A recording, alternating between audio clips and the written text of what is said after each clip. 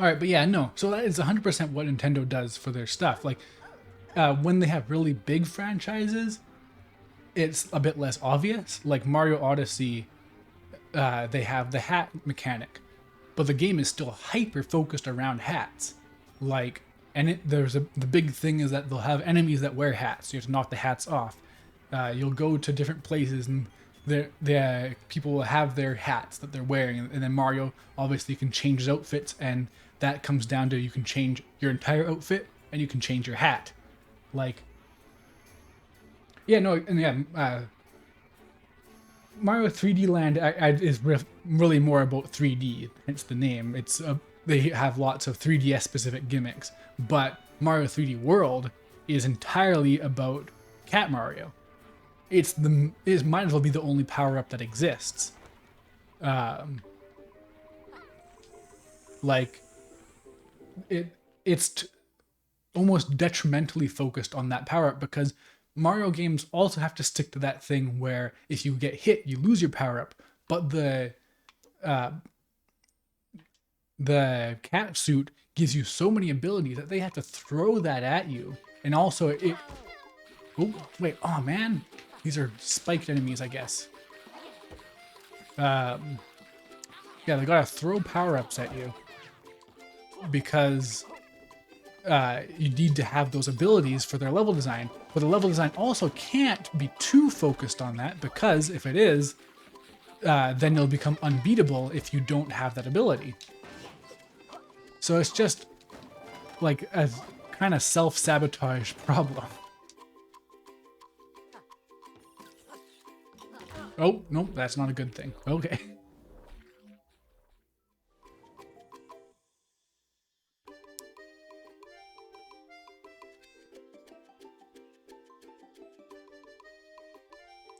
It's a solid game without it, but they 100% want you to be using that suit as much as possible. Like it's part of the logo, that's how they advertise it. I'm pretty sure Mario says meow on the title screen. The game's packaging has them all dressed as cats. Like it's definitely a gigantic focus. And like even like the final boss, Bowser puts on the suit. He becomes 120 frames per second cat Bowser.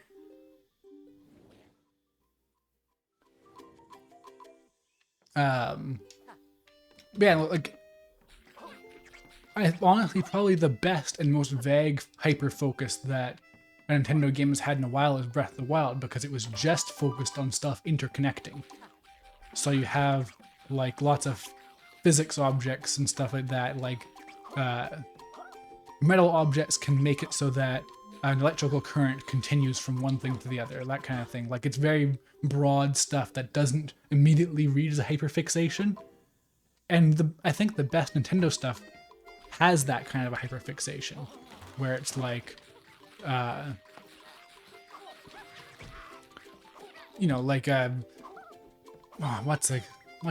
like this thing is that when I think about it, I think of stuff like Mario Sunshine, hyperfixated on FLUDD. Everything's about cleaning with water and using FLUDD to hover and stuff like that.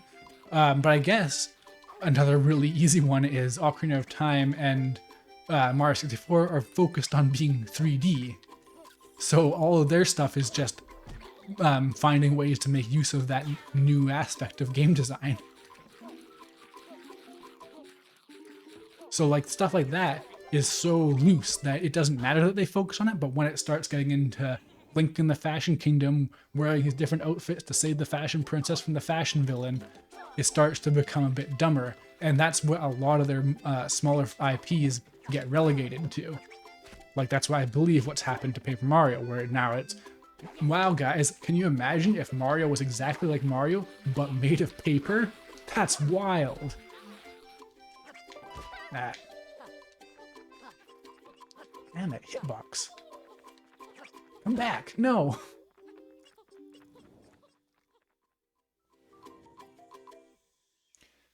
I do believe Nintendo thinks that people would get confused if a game focused on more than one concept. And the thing is that if you go in the opposite direction and you don't have focus and you have too many ideas, then your game does end up becoming super messy, and that's not great either. So there's 100% a balance you want to go for.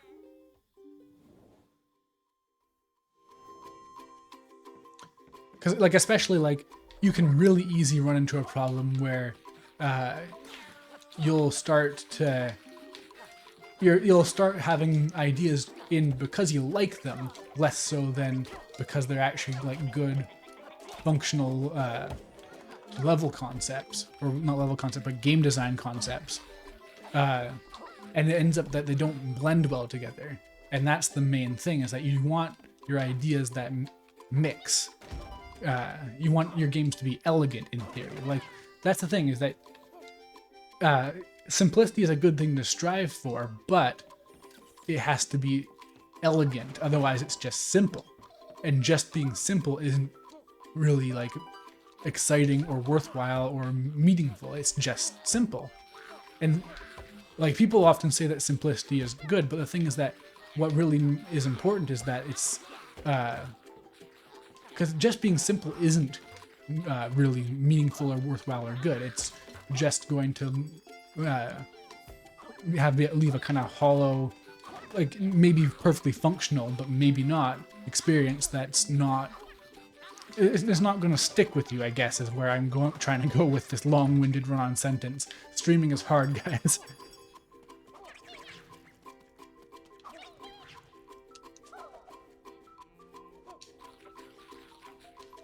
And it's hard to say what would be better, because making a perfect, elegant game isn't easy, even if you're a master game designer. It's like when it comes down to it, a lot of people are going to be better served just trying to make a game where they have a couple ideas they really like, just haphazardly slapped together. Like, you know, a billion and one games will put in a skill tree. Skill trees are not the most exciting mechanic in the world, but you can put them in pretty safely into pretty much any game.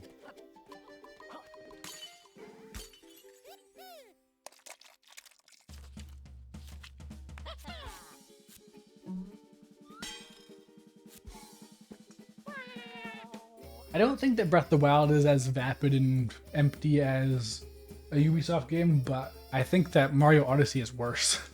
Like, I have a lot more fun playing Assassin's Creed than Mario Odyssey. Mario Odyssey is just kind of a miserable experience to me.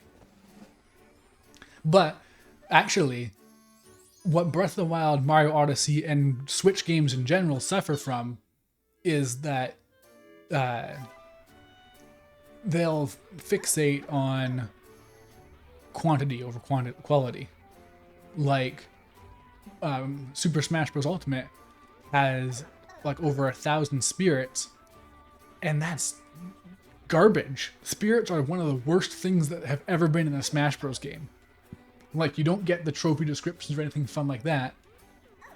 But you also, and like also like they serve a mechanical purpose, but not in a really fun or well thought out way, because they just have, like, for one thing, they have stats.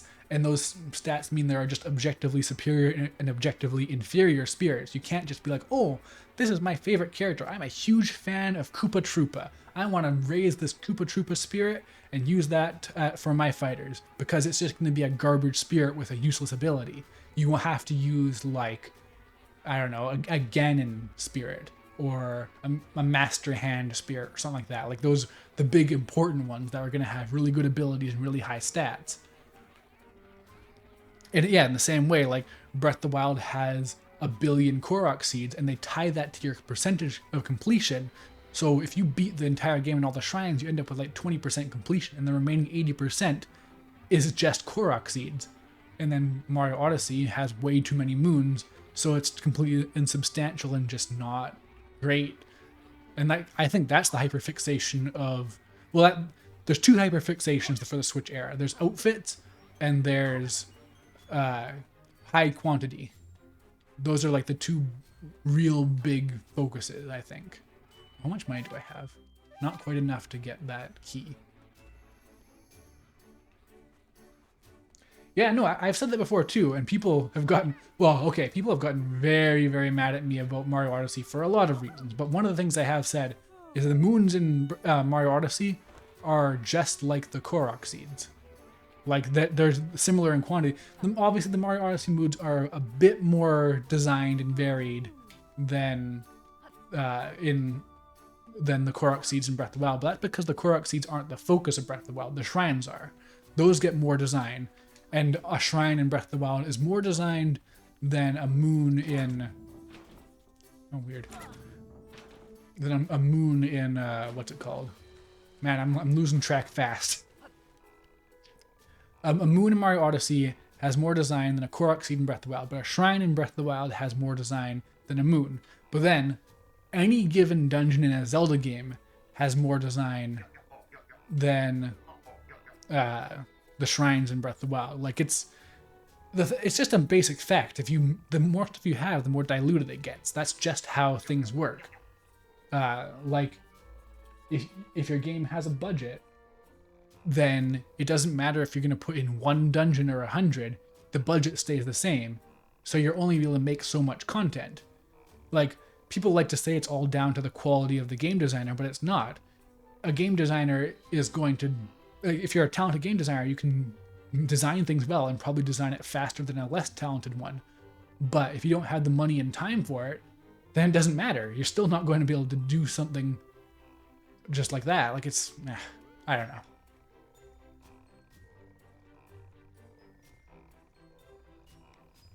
Yeah, no, a ton of moons in Odyssey are just ground pounds.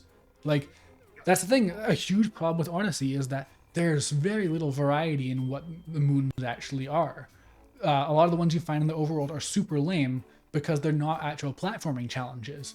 And then the ones that are platforming challenges are sectioned off inside pipes. And then those are usually hyper-focused on your capabilities, despite the fact that Odyssey has the best movement in the entire franchise, as far as I'm concerned. Like, your movement feels so good, but there's so little to make use of it. Yeah, time is one of the huge factors. There's that pyramid everyone likes to show off, where it's, do you make something that's high quality, fast, or cheap? And you can only ever have two. You can't have all three. It's impossible. Those are the three major factors when it comes to creating something. Yeah, you can make something that's fast and cheap, but it won't be high quality, etc., etc.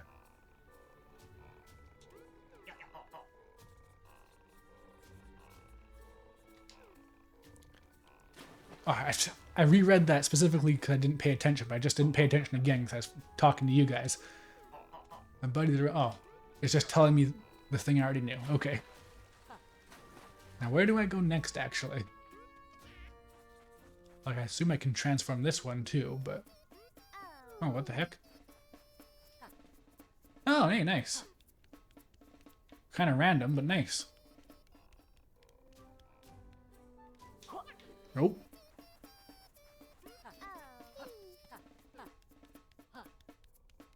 You know, actually, I've been giving the designs a lot of flack. The Queen Bee thing has a...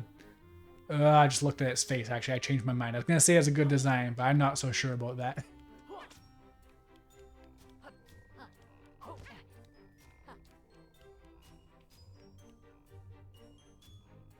Yeah, the capture mechanic is there for just, like, I wouldn't even call them puzzles a lot of the time. It's more just, I mean, it honestly, Mario Odyssey is designed very similar to a Lego game.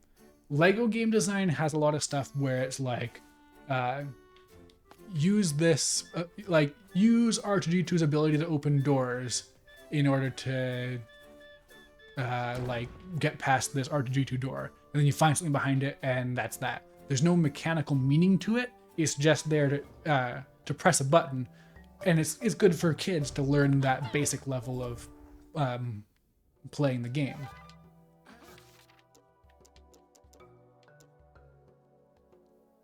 You could climb room. Wow, really? That's it?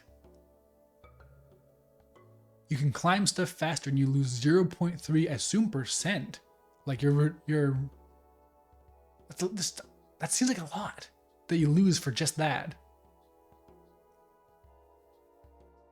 But yeah, so like, there's very little actual meaningful platforming in Lego Star Wars or whatever either. Oh, there's like a fast travel type thing. Neat. but that doesn't matter because it's made for very little kids. But then Mario Odyssey is apparently like moving the platforming genre forward by not having any real platforming and instead having it be like, hey kids, this is a hat that makes it so that you're really slow and really heavy. Now go and step on this thing to make a moon appear.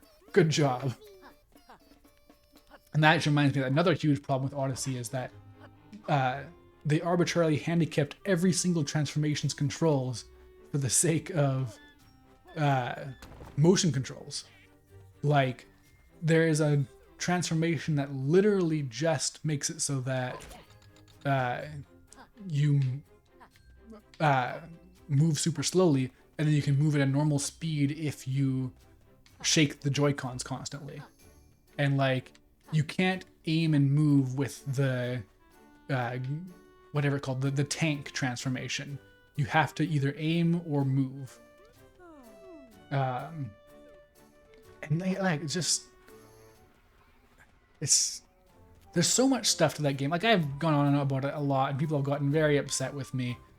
But like, the game just feels so thoughtless, especially for a Nintendo game. And if it didn't have such a great aesthetic, like if it didn't actually bother to try in that regard, then I think it would actually be like less than a 5 out of 10 for me. Because like, very clearly that game, what the intent was that it was going to be like a normal Mario game, because all the levels are still normal Mario levels. It's still a lava level at the end and a beach level and all that kind of stuff, but they bothered to give it an aesthetic for once. So it's not a lava level, it's a cooking level that happens to function exactly like a lava level. And that moves it over the edge. They have lots of little like love and little caring details and stuff. And so I can't bring myself to think it's just a really bad game.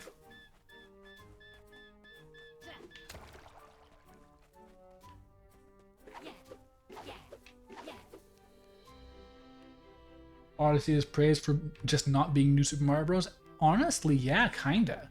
Because Nintendo has been really bad to the Mario IP for a while now. Like, the damage they did to Paper Mario did extend to everywhere else in the Mario universe. They made it all like New Super Mario Bros. For a long time. And it even encroached into other franchises. Like, Skyward Sword has a very New Super Mario Bros. Approach to it, and so does Metroid Other M. Like, it's they were really bad with because New Super Mario Bros. Sold obscenely well. New Super Mario Bros. For the DS has sold more than most entire franchises, period. Like, I'm pretty sure that New Super Mario Bros. If you combine the sales of New Super Mario Bros. DS and New Super Mario Bros. Wii, that has outdone major franchises like Final Fantasy in their entirety. Just those two games. So like, I get why they went with that, but it did so much damage. Hey, this is that thing.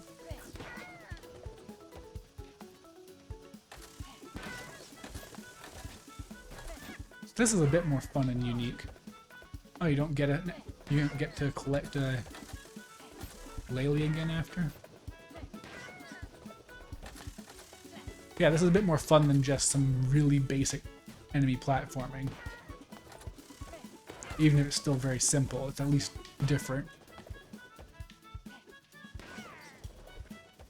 But yeah, like, in the same way, if they do make a new Paper Mario and it's not as good as the first three, but it is still in line with those, people will give it so much extra credit. Because people just desperately want something interesting out of Nintendo franchises, and they don't usually get that. I have to even jump to hit that one. Wow, that's just kind of tedious.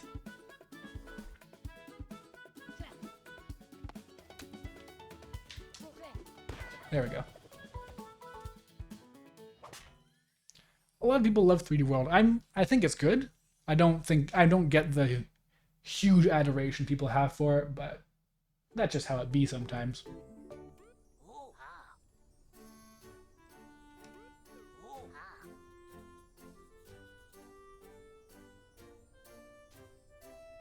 Yeah, I missed your other thing, Jake Jack Joe. The cat mechanic in terms of your platforming is really good and very intuitive.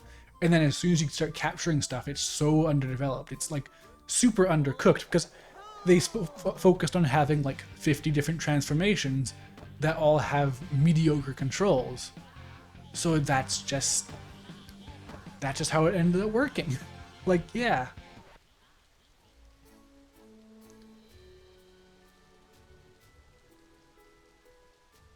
Oh, yeah, no, don't get me started on the non-linear part. Like, people have no idea what the benefit of non-linearity even is. People are so insane when it comes to that. Because, like, Mario Odyssey is non-linear in the sense that there are a bunch of single points on the map you can go to, but that's it. Like, it doesn't mean anything. So what happens if it goes this way? Is it just gonna flood another level too? I don't remember what's down here even. Because yeah, like non-linearity in, for example, Breath of the Wild is at least kind of meaningful because you're just plopped into a big map and ostensibly you can go anywhere. And you might run into something that's super tough or something. So that's something. But then there's no difficulty curve whatsoever in Mario Odyssey. It's just kind of arbitrary tasks everywhere. But you can do it in any order, so man, amazing. Like, Mario 64 is open, and what that means is you can, if you don't like a level, you can go and do something else. But Mario Odyssey, you can't really discern if a level is going to be bad and not, well, there's no levels in the game really, but you can't discern if a moon is going to be not worth your time or not fun to do because none of them take more than a minute tops to do, except for really bad platforming challenges inside pipes. And even then, like, you have to go inside a pipe. Like, it's just, it's, I think what Odyssey suffers from is trying to be classic Mario and trying to be new at the same time and not letting go of the classic stuff and not committing to the new stuff enough. And it just ends up being this weird compromise that, like, has so much potential. I can see so much potential in Mario Odyssey, but it's just not used very well. And that's why, though, I still am very interested in them making a sequel, because for all the negative stuff I can say about Nintendo, they are good at identifying problems with their games even when their fans don't. Fans are, like, Nintendo's fan base is very non-critical of them, but Nintendo doesn't care and will still try and fix problems they identify when they make iterations.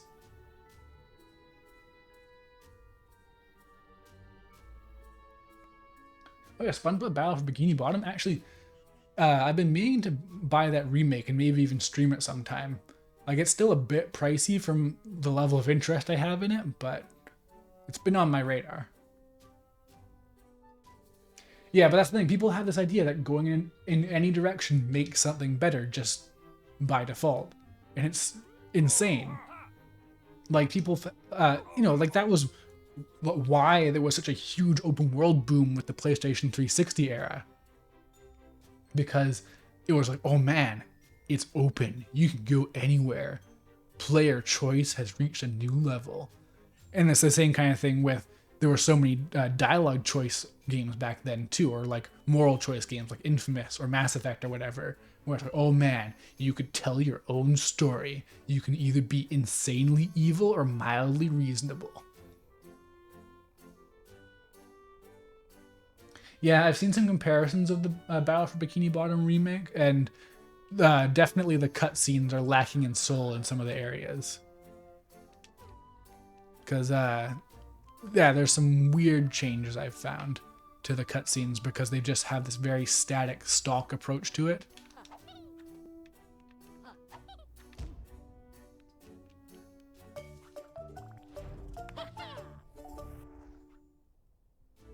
Seventh Gen was really dire.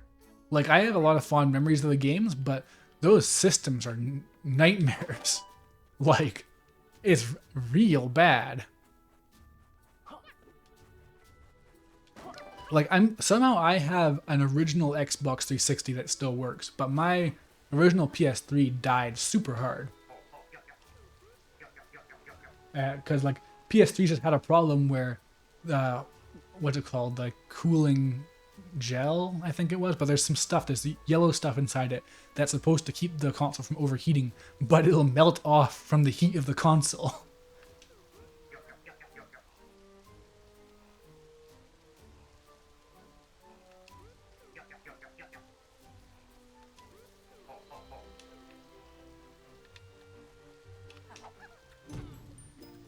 I'm getting these tonics too fast. I can't afford them. TV ratio. Oh, so it's a 4x3 mod.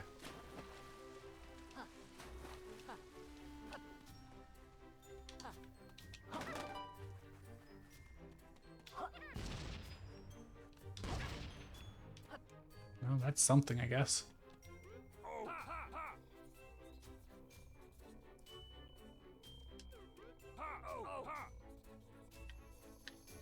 Man, I assume I'm supposed to know who these characters are, these iconic Yooka Laylee characters.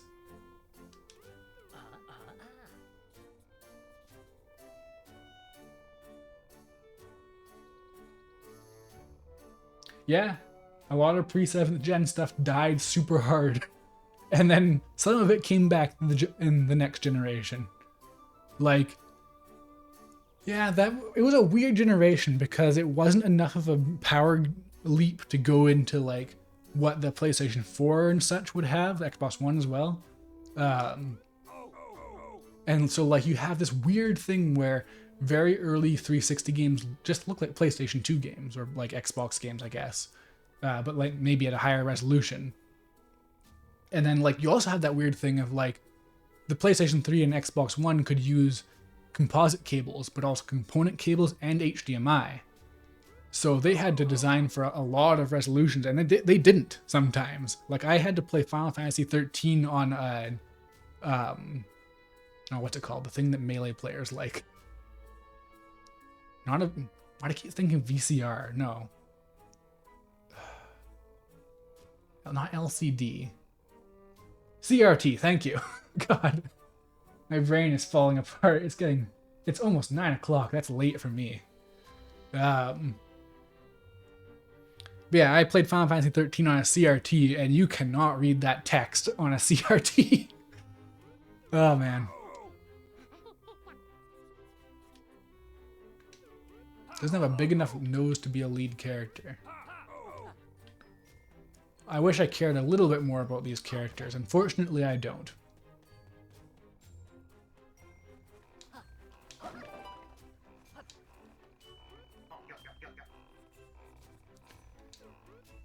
But yeah, no, like some real serious damage happened to a lot of franchises that gen. Like obviously DMC died super hard, but also it had DMC4, which wasn't great, honestly.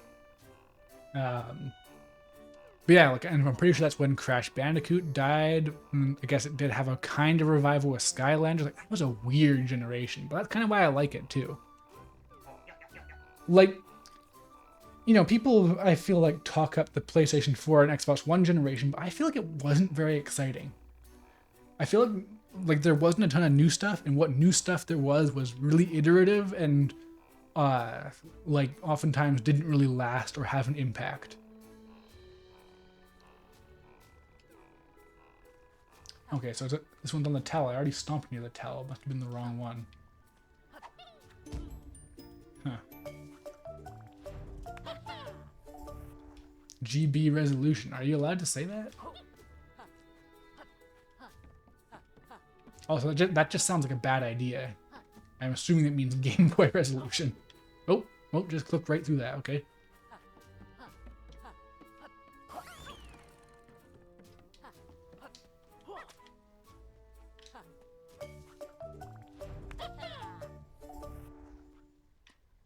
Do these all have to be separate Platonics? Oh, you don't even have to... You can literally just press the L trigger to do the stomp. Why did they tell me to press LB plus B? That's literally the worst combination to use that when you can literally just press the trigger. Weird.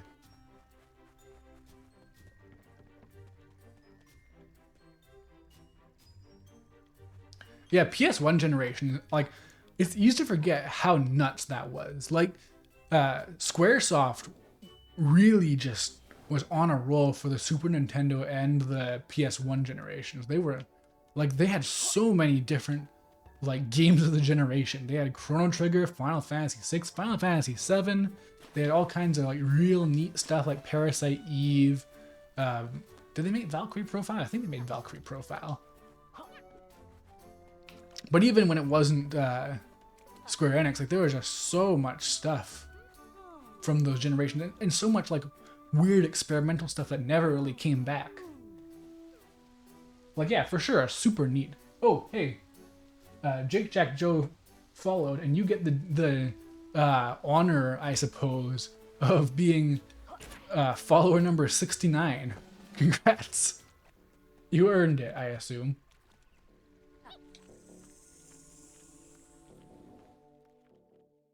Yeah, survival horror was a real big thing. It's probably the perfect era for it because a lot of 3D stuff from that time really didn't age super well, but that's perfect for a horror game.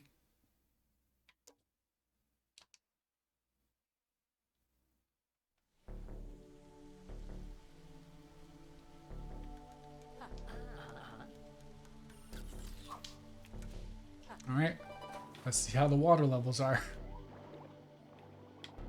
Oh, that doesn't look good. What was that about?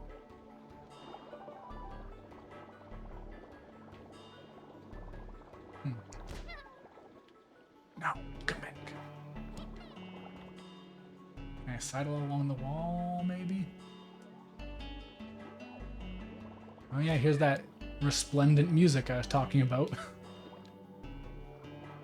This is actually very explicitly trying to... Actually, it kind of sounds like Bramble Blast, but same idea.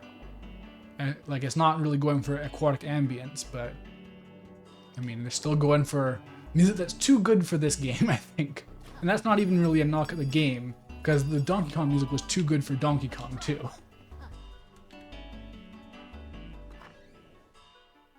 You love this totally not aquatic ambience music? It's like a mix of aquatic ambience and Bramble Blast. So it's got those of aquatic ambience, but then the kind of a Bramble Blast sounding melody now that I listen to it a bit more. Although actually, I'm thinking about the Super Smash Bros. Brawl remix of Bramble Blast, where it's got that guitar instead.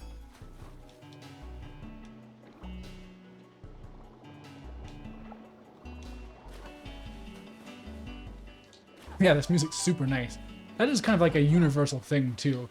Games like is memed that water levels are the worst ones, but they always had the best music. That's neat.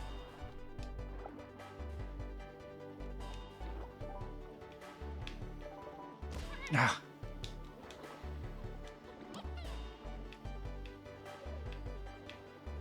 I wish that at the very least that Laylee couldn't phase through walls. It makes it a kind of a pain to get back in certain circumstances. What are they? Is that a hidden bell? Why is it hidden?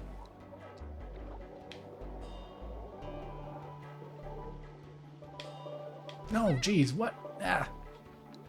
That's such a trap.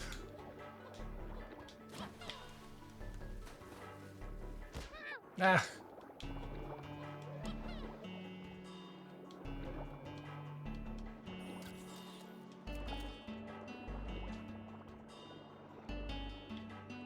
Man, this music's putting me to sleep.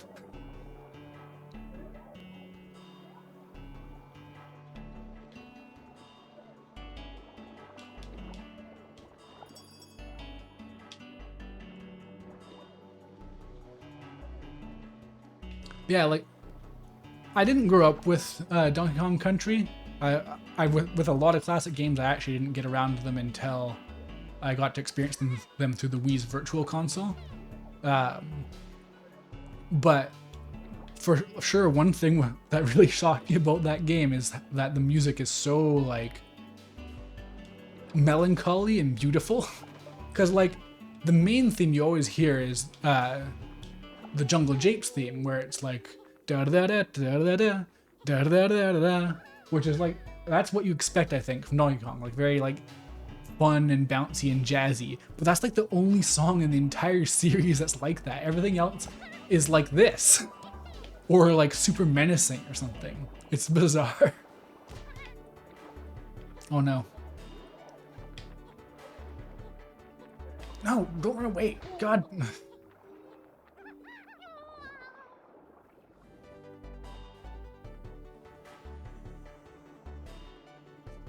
Good games with bad music and bad games with good music make you sad? Yeah, I mean, at least the music exists when it's good. Like, I think that, honestly, a bad game with good music justifies its existence. Whereas, okay, music's a really big deal to me. Like, sometimes I like game music more than I like games. And I think that bad music can really drag down a good game. Because it can enhance it so much when you bother to make a soundtrack that really is evocative. But the thing is also, it has to, the context has to work, in my opinion. Because, David Wise's music in a game that actually had a melancholy tone and story to it would be fantastic. That would be so much better than just having it in Donkey Kong. Or, I mean, they could lean into that insane Donkey Kong lore. Because there is the Kong War and, the traitor Donkey Kong race and stuff and all sorts of nuts of stuff. Come back, come back. No. Come back, please. No.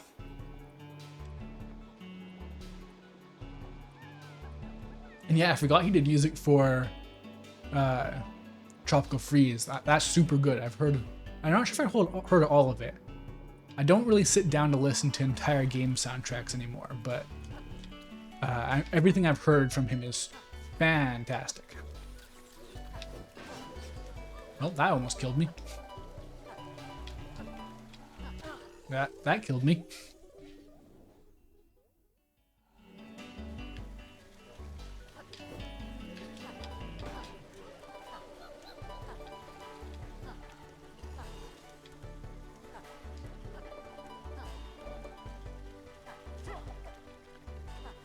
I'm doing kind of something similar to what I do in Shovel Knight, where I play way too much towards maximizing my money, which is not how you should play. Because it always just ends up disastrous and you lose all your money as a result. Because in Shovel Knight, you can destroy checkpoints to get money back. Oh. Well, I think I was supposed to play that properly, but oh well. No.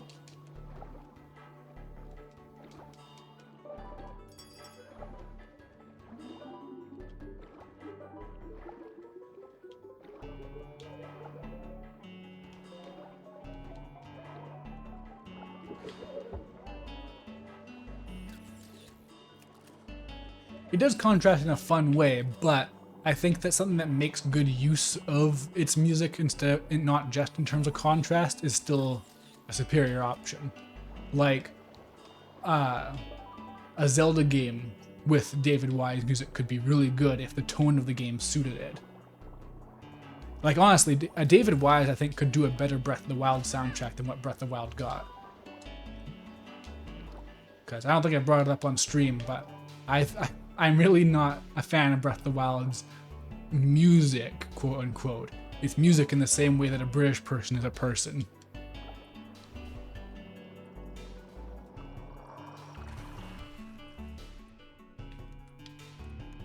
Oh, this music is so good.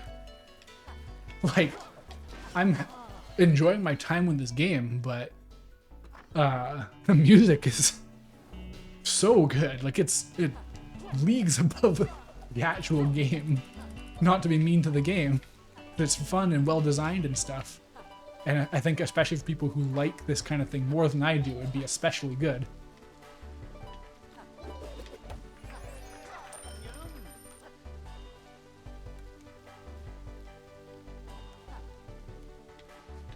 Six hours of someone plucking random keys from the piano / xylophone.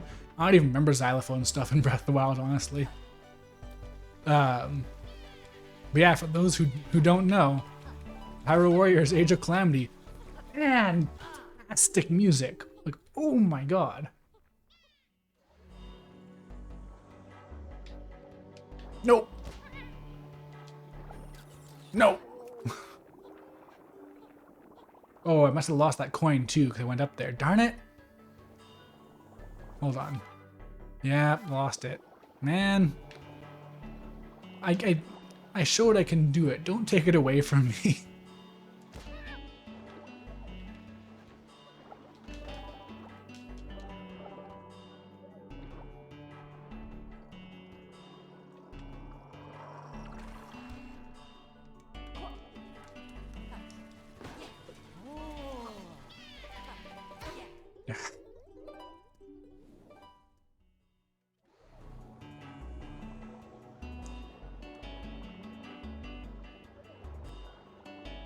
Yeah, Breath of the Wild has 6 hours of music because there's 6 hours between each note.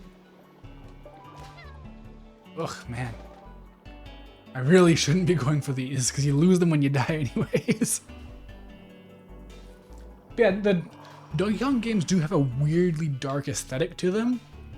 It's just that they don't lean into that at all, I don't think.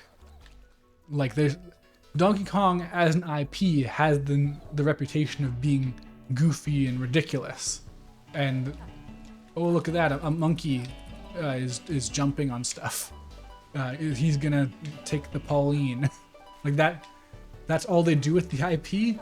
So and like that's the thing, there is dark lore too. Like it's not like they just arbitrarily did this. It's just that the IP doesn't really lean into it at all.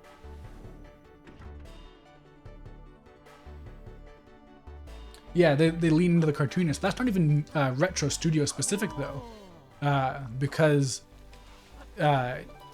in like what was it called, Donkey Kong Jungle Beat, they already had the thing where you smack the bongos to darn it. You smack the bongos to whack the evil Donkey Kongs, like that. Yeah, that was always kind of just a thing that was there.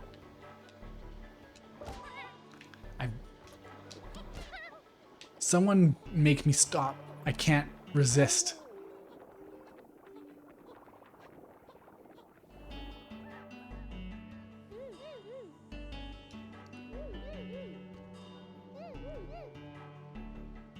That's neat.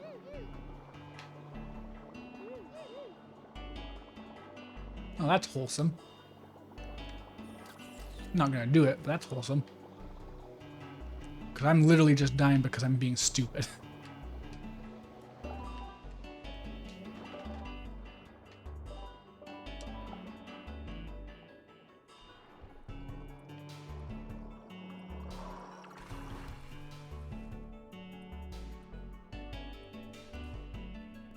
Is it the same reason that Rayman games are good? I don't remember any real dark implications to a Rayman game, though I've only really sunk my time into Rayman Origins and Legends.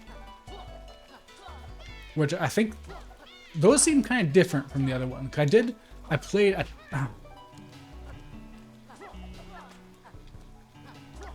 I played a minuscule amount of the DS version of some Rayman game. I don't know what it was. My friend had it and he really liked it. Yeah, Rayman 2? Okay.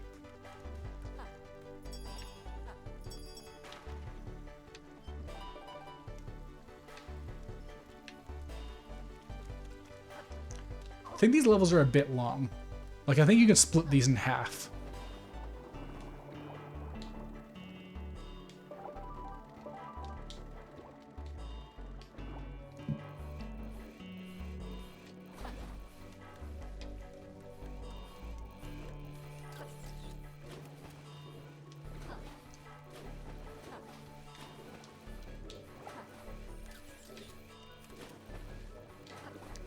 Why can't I get up there? Yeah, I got greedy. Help! Ugh. God. These enemies are super weird compared to everything else. No, I'm so greedy.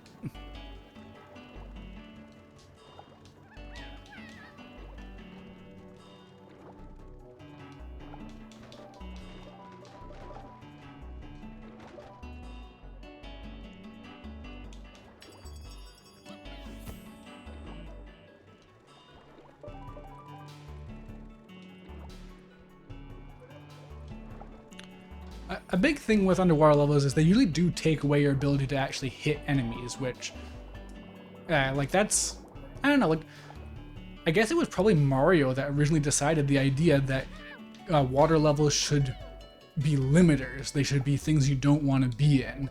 And so you end up having stuff like how Sonic would eventually go on to make it so that water is just flat out a punishment. But yeah, like there's a lot of... there's a big aversion to making water specific abilities. It's generally just you lean into making it a thing where it's like you can move up and down more easily, but everything else is worse.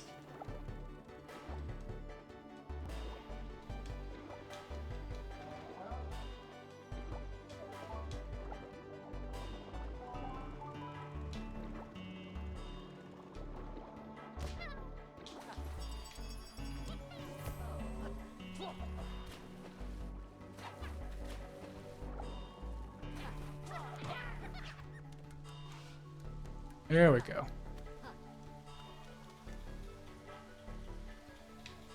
Well, I think I know what I'm supposed to do there, but who knows if I'll... Oh, I got it. Nice. I don't need Laylee for this.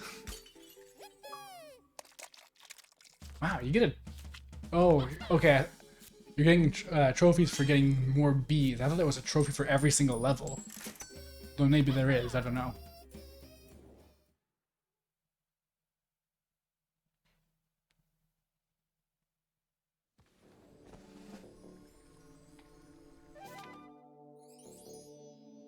Man, every time it cuts to the map, I'm expecting something to actually happen on the map, but it's just updating a counter.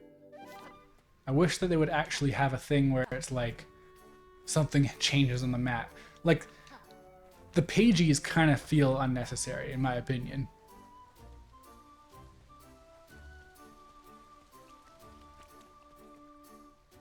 Although, yeah, this is a fun little one-off. Wanted to try taking advice, or not advice, taking recommendations from people, see how that turns out. And then I ended up feeling sick, so I didn't stream, and then this stream almost didn't happen because of noise, but it did! And now, after trying that advertisement feature and not finding out how it worked out because everyone used ad block, which is fine, I'm going to try another new feature. I'm going to try rating someone if anyone's actually live right now. Let's find out.